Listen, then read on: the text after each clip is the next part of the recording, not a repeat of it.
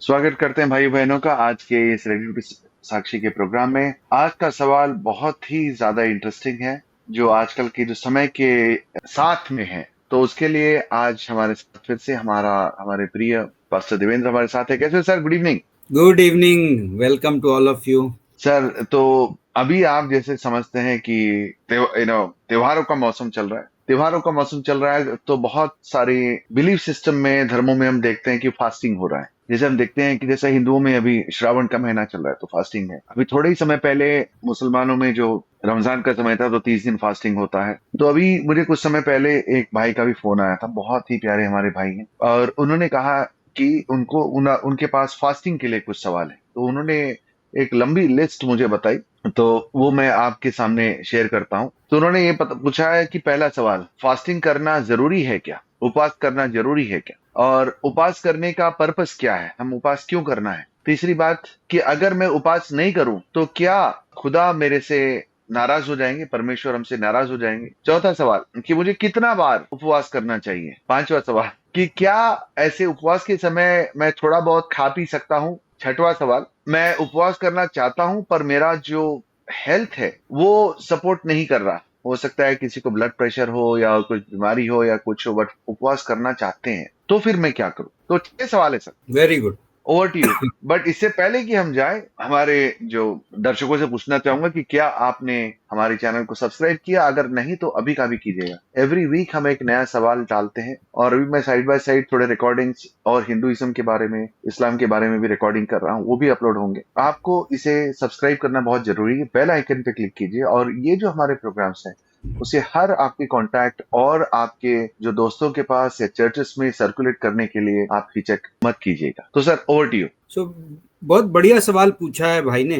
Let us से ऐसा सवाल यीशु मसीह से भी पूछा गया था, और वो सवाल रिकॉर्डेड है सुसमाचार की किताब में, कि लोग आके उनसे पूछने लगे कि भाई आपके जो शिष्य हैं वो तो उपवास नहीं करते, जबकि आपसे पहले जो बपतिस्मा देने वाला यूहन्ना आया था उसके चेले उपवास किया करते थे, और फरीसी लोग भी उपवास किया करते थे। इन जनरल ज्यादातर रिलीजियस सिस्टम में ये माना जाता है कि जो उपवास है वो एक हायर उम्दा दर्जे की आत्मिक एक्टिविटी है ना। फिर कई लोगों के लिए जेन्युइनली ये उन्हें मीनिंग भी नहीं पता होता लेकिन कर लेते हैं, तो कई लोगों के लिए वो अंधविश्वास भी है। इसलिए ये बहुत जरूरी है। यीशु मसीह का पहले जवाब समझते हैं। यीशु मसीह ने कहा जब दूल्हे के जो साथी होते हैं, जो बारात में होते हैं, वो उपवास नहीं करते, तो मेरे चेले अभी उपवास इसलिए नहीं कर रहे हैं कि असली दूल्हा मैं हूं। एक टाइम आएगा दूल्हा चला जाएगा और ये भी उपवास करेंगे, क्योंकि अब इंतजार का टाइम आ जाएगा। सो एक तो पहला लेसन जो इससे पता चलता है वो ये है कि उपवास का टारगेट कौन है, किस वजह से हम उपवास कर रहे हैं। यदि वो क्लियर ना हो तो आप कितना भी भारी उपवास कर लो, या आप गलत डायरेक्शन में उपवास कर रहे हैं। उपवास आप अंधविश्वास की वजह से कर रहे हैं, उपवास आप रीति रिवाज की वजह से कर रहे हैं, उपवास यदि आपको किसी ने प्रेशर लगाया है, किसी ने आपको कंडेम किया है कि नहीं तुमको उपवास करना चाहिए, तुम क्रिश्चियन हो, यदि ये आपके कारण है उपवास करने के लिए, तो पहले ही गलत हो गया। उपवास करने का सही कारण पे हम जाएंगे, बट उपवास का कोई बाइबल में कोई सही तरीका स्पेसिफाइड नहीं है, इन द सेंस कि कितने बार करना है, कितने मील्स स्किप करना है, क्या खाना है नहीं खाना है। इससे हमें समझ में आता है कि वो मैटर्स उपवास के पॉइंट ऑफ व्यू से इंपॉर्टेंट नहीं है। उपवास के बारे में इंपॉर्टेंट ये है कि हम सच्चे जीवित परमेश्वर की ओर प्रार्थना करने के दृष्टिकोण से, अपने आप को नम्र करने के पॉइंट ऑफ व्यू से उपवास कर रहे हैं। तो ये एक सही मकसद है, और इसको हम बताने के लिए एक इंटरेस्टिंग हिस्सा पढ़ते हैं बाइबल का, जो यशाया नबी की किताब का 58वां अध्याय है, 58, जहां पे परमेश्वर ने डिस्टिंक्टली ये सब्जेक्ट एड्रेस किया है। ये लोगों के बारे में बोल रहा था कि लोग लोग अपने आप को ना उपवास वगैरह करके बहुत गॉडली समझ रहे थे, बहुत स्पिरिचुअल मान रहे थे। तो तीसरी पंक्ति में बोलता है 58 में कि वे लोग कहते हैं कि क्या कारण है कि हमने तो उपवास रखा परंतु तूने उसकी सुध ही नहीं ली। ये लोग हैं जो उपवास कर रहे हैं, वो गॉड को एड्रेस कर रहे हैं कि भाई हमने तो उपवास रखा लेकिन तूने हमको फायदा नहीं दिया, हमने दुख उठाया परंतु तूने कुछ ध्यान नहीं दिया। सुनो, उपवास के दिन तुम अपनी ही इच्छा पूरी करते हो, ये नाउ परमेश्वर की मर्जी है। कि रॉन्ग टाइप का उपवास क्या है, कि आपने भाई खाना तो नहीं खाया है ना, लेकिन जाके आप टीवी देख रहे हैं, तो फिर आप उपवास तो रख रहे हो लेकिन अपनी इच्छा पूरी कर रहे हो, अपने सेवकों से कठिन कामों को कराते हो। सुनो, तुम्हारे उपवास का फल ये होता है कि तुम आपस में लड़ते और झगड़ते और दुष्टता से घूंसे मारते हो। जैसा उपवास तुम आजकल रखते हो उससे तुम्हारी प्रार्थना ऊपर नहीं सुनाई देगी। तो गॉड कह रहा है कि आप फास्टिंग तो कर ले रहे हो का, यदि आप स्पिरिचुअली हम्बल नहीं हो, नम्र नहीं हो, यदि आपका ध्यान परमेश्वर की ओर नहीं है, दूसरी चीजों पे है, तो वो उपवास आपका काम का नहीं। Right, just because God oblige नहीं कि आपके उपवास का ध्यान देकर आपको प्रार्थना का उत्तर दे। नेक्स्ट बात बोलता है 5वीं पंक्ति में, जिस उपवास से मैं प्रसन्न होता हूं अर्थात जिसमें मनुष्य स्वयं को दीन करे, क्या तुम इस प्रकार से करते हो। तो गॉड कोर ऑफ फास्टिंग के कोर पे जा रहा है कि उपवास का रियली में क्या मूल मंत्र क्या है, कि अपने आप को नम्र करने के लिए। नम्रता परमेश्वर को बहुत पसंद गुण है, और नम्रता के ये इंसान की फितरत है कि जब हमें वंचित किया जाता है, जब हमें डिप्रेव किया जाता है, जब हमारे पास चीजें नहीं होती हैं, तब हम नम्र होते हैं। जब अपना पेट भरा रहता है, जब सब शान शौकत रहती है, तो जनरली इंसान नम्र होने में दिक्कत होती है। तो परमेश्वर कह रहा है कि ये उपवास का जो पर्पस है कि मनुष्य स्वयं को दीन करे, नम्र करने के लिए है। आपने उपवास बहुत कर लिया और नम्र नहीं हुए तो फायदा नहीं। और यदि आप, जो मुख्य बात है नम्रता, दूसरी बात बोलता है, क्या सिर को झाऊ के समान झुकाना, अपने नीचे टाट बिछाना और राख फैलाने को तुम उपवास और यहोवा की प्रसन्नता का दिन कहते हो। जिस उपवास से मैं प्रसन्न होता हूं वह क्या यह नहीं कि अन्याय से बनाए हुए दासों को और अंधेर सहने वालों का जुआ तोड़कर उनको छुड़ा लो और सब जुओं को टुकड़े टुकड़े कर दो, और भूखे को रोटी बेचो, अनाथ का ख्याल रखो। सो पॉइंट गॉड ये कह रहा है कि भाई आप उपवास कर रहे हो लेकिन आप परमेश्वर की आज्ञाओं पे ध्यान नहीं दे रहे हो, आप परमेश्वर के सामने नम्र नहीं हो रहे हो। उपवास का जो मेन पर्पस था, गॉड बोल रहा है, वो ये था कि आप नम्र हो, आप परमेश्वर के सामने घुटने टेको, आप प्रार्थना करो, आप दूसरों के लिए प्रार्थना करो, दूसरों की मदद करो, क्योंकि परमेश्वर चाहता है कि हम प्रेम करें अपने पड़ोसी से अपने जैसा। सो इंटरेस्टिंग ये है कि उपवास का कोर भूल जाता है कई बार आदमी, एंड बड़े रिलीजियस एटीट्यूड के साथ ये सोचता है कि मैं उपवास कर लिया तो मेरी प्रार्थनाएं ज्यादा पावरफुल हो गई, एंड वो बिब्लिकली सही नहीं है। ये कोर सूत्र है, एंड ऑफ कोर्स हम इसके बाद ये बातें कर सकते हैं कि जो रिलेटेड सवाल भाई ने पूछे हैं, बट मुख्य बात उपवास का पर्पस ये है। तो नरेंद्र भाई, ओवर टू यू, आप क्या सोचते हैं इस सब्जेक्ट पे। ये सर बड़ा आपने अच्छा समझाया, काफी सेंस बनता है। तो जिस तरह से आपने एक्सप्लेन किया, और उसमें मेरे एक पॉइंट समझ में आता है जो हमें देखने को मिलता है, और वो है जिस तरह से आपने जो यशायाह की पुस्तिका 58 पाठ जो आपने पढ़ी, कि परमेश्वर, ये जो उपवास का मतलब अपने आप को परमेश्वर के करीब लेने का समय। तो जिस तरह से हमने, मुझे एक बहुत अच्छे पास्टर हैं जिसको मैं सुनता हूँ, उन्होंने बहुत अच्छा एक्सप्लेन किया था कि हम जो उपवास करते हैं वो अपने लिए करते हैं, परमेश्वर के लिए नहीं। ये जो हम उपवास कर रहे हैं वो हमारी भलाई के लिए कर रहे हैं। परमेश्वर को कुछ हम दान नहीं दे रहे, जैसा कुछ उपहार देते हैं परमेश्वर को, कोई कुछ चढ़ावा देता है, वो चढ़ावा नहीं है। ये जो उपवास हम करते हैं वो हमारे लिए करते हैं। क्योंकि अगर हम देखेंगे कि मनुष्य में जो इंस्टिंक्ट होता है कोई चीज के लिए, जिसकी लालसा होती है, एक बहुत बड़ी लालसा हमारी जिंदगी में है, वो है खाने के लिए। खाना जो अगर हम देखते हैं तो हमारी, बोलते हैं ना, रोम रोम चित चित बदल जाता है, और इतना गहरा, इतना कड़क होता है जो खाने की जो लालसा है, स्पेशली आजकल के टाइम में, जहां पर लोग जो है अपने आप को कितना बड़ा बड़ा अमाउंट खर्चा कर देते हैं, कितनी बार ऐसे भी खा लेते हैं और पी लेते हैं जिससे हमें नुकसान पहुंच सकता है, तो भी खाते हैं, तो भी पीते हैं। तो हमारा जो लालसा, खाने की जो लालसा बहुत बड़ी होती है। तो जब हमारा शरीर खाना मांगता है और हम जब शरीर को बोलते हैं कि नहीं, मैं खाना नहीं खाऊंगा, मैं ये समय परमेश्वर के साथ रहने के लिए यूज करूंगा, तो हम हमारे जो शरीर को अपने काबू में लाते हैं। हम ये कहते हैं कि अपने शरीर को कि मैं तेरे काबू में नहीं हूं, तू मेरे काबू में है। मैं खाना खाऊंगा जब मैं खाना चाहूंगा, तू मांगेगा और मैं दूंगा, वैसे नहीं होगा। और इसीलिए हम देखते हैं कि हमारी जो मानसिकता है, हमारी जो शरीर के जो लोभ है, जो हमारी शरीर की जो लस्ट है, उसको ओवरकम करने में हमारी जिंदगी खत्म हो जाती है। तो बहुत सारे ऐसे आदतें हैं जो हम सिर्फ हमारे शरीर को खुश करने के लिए करते हैं, और उसमें सबसे बड़ी जो लालसा होती है खाने की होती है। तो अगर हम हमारे शरीर को कंट्रोल कर पाए, हम कहते हैं कि नहीं, हम ये समय जो है हम परमेश्वर के सामने रखेंगे, अब मैं परमेश्वर के सामने ये समय रखूंगा। और जिस तरह से आपने इतना अच्छा कहा सर, अगर आपने फास्टिंग, उपवास कर रहे हैं, पर वो समय अगर परमेश्वर के लिए इस्तेमाल नहीं कर रहे, तो ये फास्टिंग नहीं, जैसे हमारे एक पास्टर कहते थे, वो डाइटिंग हो गया, कि आप वजन कम करने के लिए आपने खाना नहीं खा रहे हो, उसके अलावा और कुछ नहीं है। तो अगर आपने बहुत, इसमें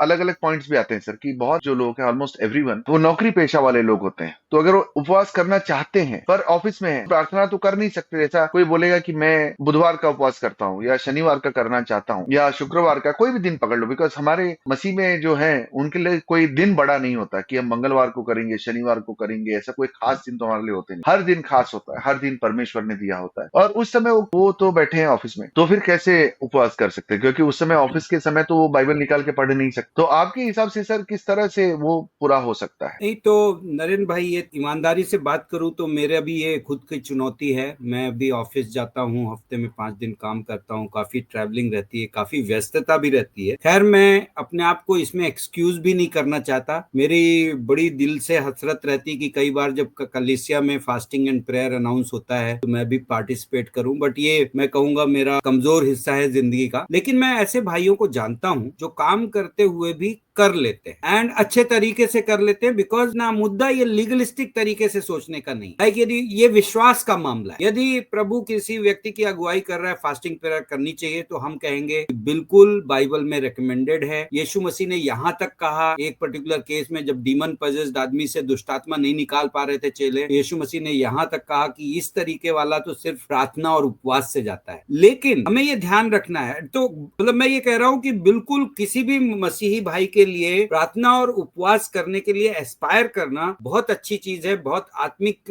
वो है। बिकॉज जो उपवास का जो परिणाम है और प्रार्थना का जो परिणाम है वो है कि नम्रता के लिए हमें फोर्स कर, हमें परमेश्वर के सामने दीन होने के लिए, हमें गॉड कॉन्शियस होने के लिए ले जा रहा है। वो अपने आप में बहुत पावरफुल स्पिरिचुअल एक्सरसाइज है। हर व्यक्ति को अपने जीवन में, चाहे आप उपवास करके कर रहे हो या कैसे कर रहे हो, जब बाइबल कहता है कि अपने आप को परमेश्वर के सामने दीन करो, अपने आप में वो मन रखो जो यीशु मसीह में था, आई थिंक वो बहुत ही वो मैं कहूंगा क्रिश्चियन जीवन की कुंजी है, क्योंकि परमेश्वर दीन को ऊंचा उठाता है और परमेश्वर घमंडी का विरोध करता है, बाइबल बताता है। तो मैं कहता हूं उपवास हमें उसमें हेल्प करेगा। तो कोई भी भाई यदि एस्पायर कर रहा है कैसे करना है, जरूर उसको कोशिश करना चाहिए ना। दूसरी चीज ये है कि जरूरी नहीं है कि मैं लगातार घुटनों में जाके बिल्कुल वर्बली प्रार्थना करता रहूं तो ही प्रार्थना कहलाएगी। पहला थिस्सलुनीकियों का 5वां अध्याय बोलता है कि निरंतर प्रार्थना में लगे रहो। उसका मतलब ऑलमोस्ट 24/7 प्रार्थना में, प्रार्थना का एटीट्यूड एंड परमेश्वर की से के साथ संगति का जो एक हाव भाव है वो हर विश्वासी, इवन व्यस्त विश्वासी भी परस्यू कर सकता है। तो मेरा कहने का मतलब यह है, यदि कोई भाई जेन्युइनली फास्टिंग कर रहा है और वो ऑफिस भी जाता है और काम धंधे में भी लगा रहता है, लेकिन यदि वो प्रार्थना के एटीट्यूड में रहेगा और परमेश्वर के साथ संगति के एटीट्यूड में रहेगा, और फिर जब उसे प्रैक्टिकली जब ब्रेक मिलेंगे तो प्रार्थना भी करेगा, बट एक ओवरऑल एटीट्यूड में वो करेगा, तो बहुत अच्छी चीज है। मैं प्रैक्टिकली पर्सनली मैं उस एटीट्यूड को अभी तक अडॉप्ट नहीं कर पाया अपनी जीवन शैली में, तो मैं नहीं कर पाता हूं। लेकिन यदि कोई करेगा तो बहुत अच्छी बात। लेकिन ऑन द अदर हैंड, यदि किसी की प्रैक्टिकल सिचुएशन उसको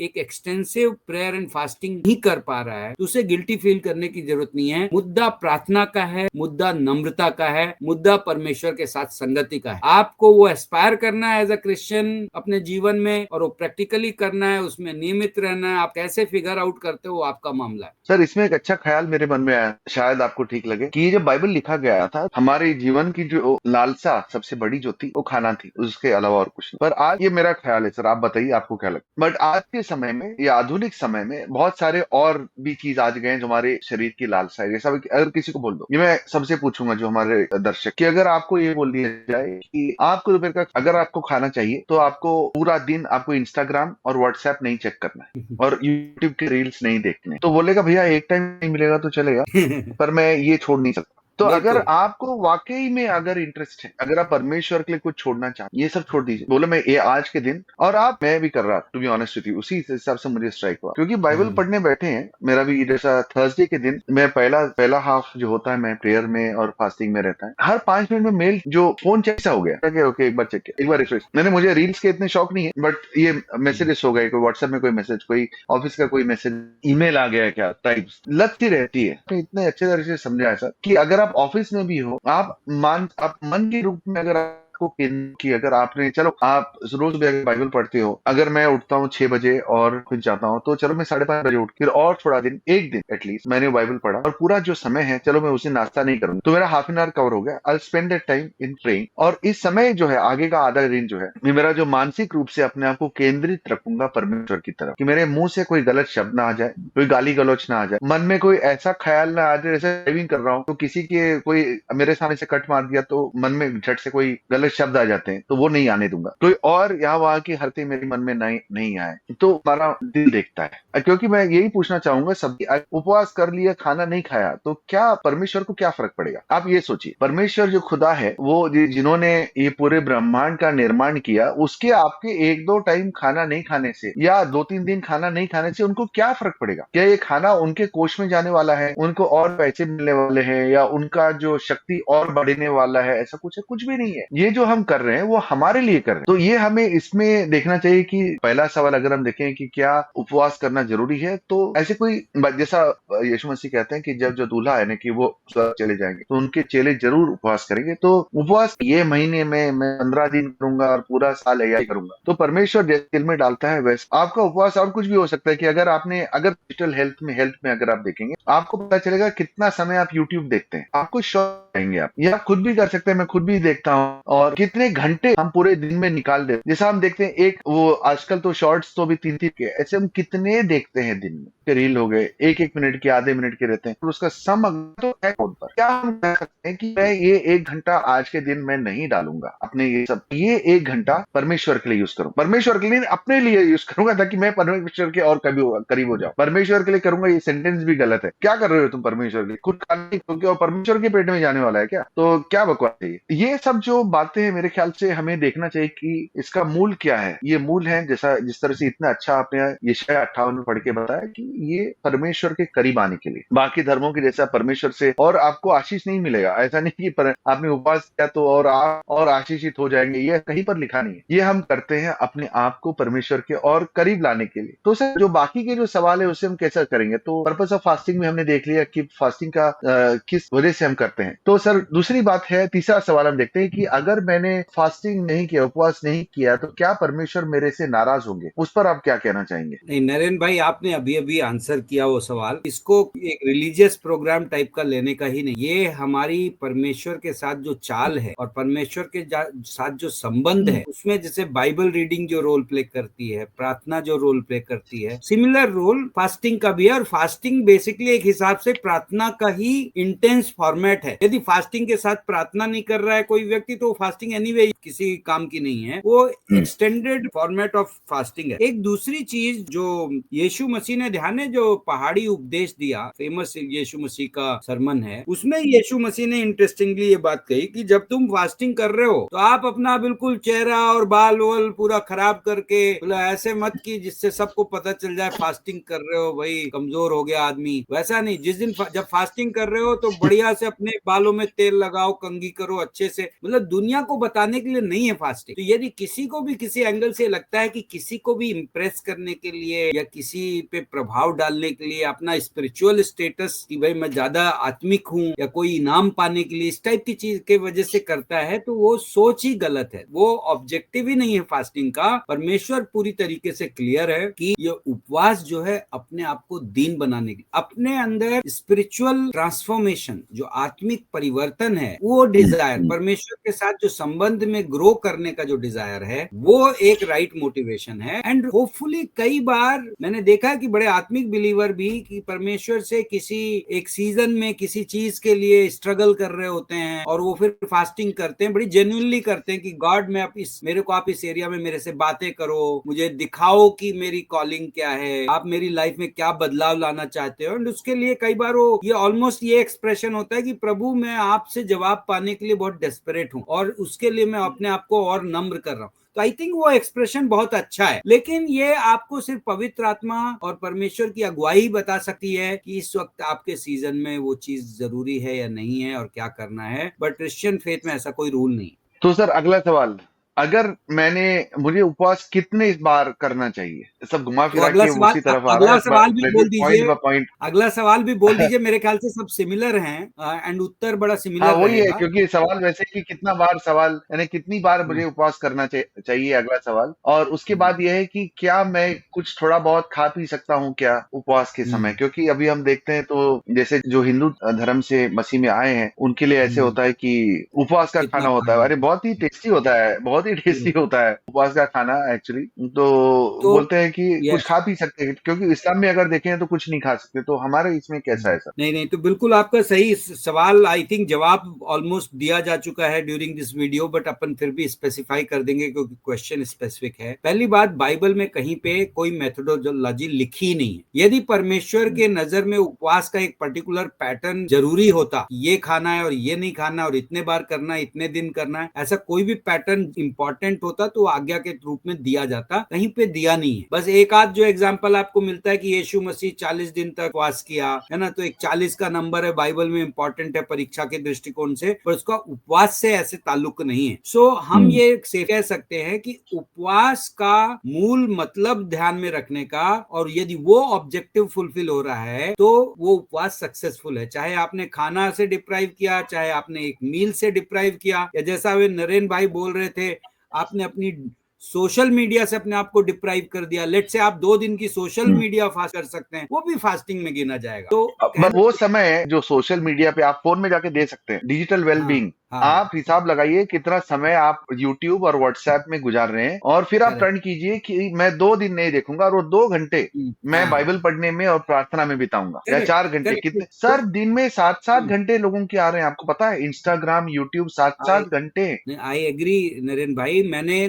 मैं प्रैक्टिकल अपना व्यक्तिगत उदाहरण बताता हूँ, क्योंकि हर किसी को ये डेंजर रहता है। तुमने कई साल हम्म। पहले एक अपने जीवन में, तो ये मेरी परपिचुअल फास्टिंग है एवरीडे की, कि मैंने ये अपने जीवन में नियम बनाया कि जब मैं सुबह उठा हूं तो मैं हम्म। जाऊंगा, सारे काम कर लूंगा, ब्रश कर लूंगा, कॉफी पी लूंगा, किचन में चला जाऊंगा, फिर बाइबल पढ़ूंगा, प्रार्थना करूंगा। इस पूरे टाइम के दौरान एक वो है कि फोन नहीं उठेगा, वेदर व्हाट्सएप हो, वाह। वेदर ईमेल हो, कुछ भी हो, मतलब पहले प्रभु से बात, उसके बाद फोन से बात। क्योंकि क्या पहले बात है। मैंने, है ना, तो दिन की शुरुआत, तो ये बहुत सालों पहले एक आदत बन गई। मैंने एक डिस्ट्रैक्शन नोटिस किया था, तो मैं प्रभु के सामने गया, मैंने कहा प्रभु ये अपने आपस की डील रही, है ना, पहले आपके पास आऊंगा, आपसे बात करूंगा, बाइबल पढ़ लूंगा, उसके बाद फोन, क्योंकि ये फोन डिस्ट्रैक्टिंग आइटम। तो ये आज हम्म। तक चल रहा है जीवन में, थैंकफुली, एंड हम सब डिस्ट्रैक्शन के केपेबल हैं, और बहुत चीजों में मैं भी डिस्ट्रैक्ट हो जाता हूँ, लेकिन एटलीस्ट ये एक, बट इसका मैंने ये देखा है, इसका बहुत बड़ा फायदा है कि मेरी बाइबल रीडिंग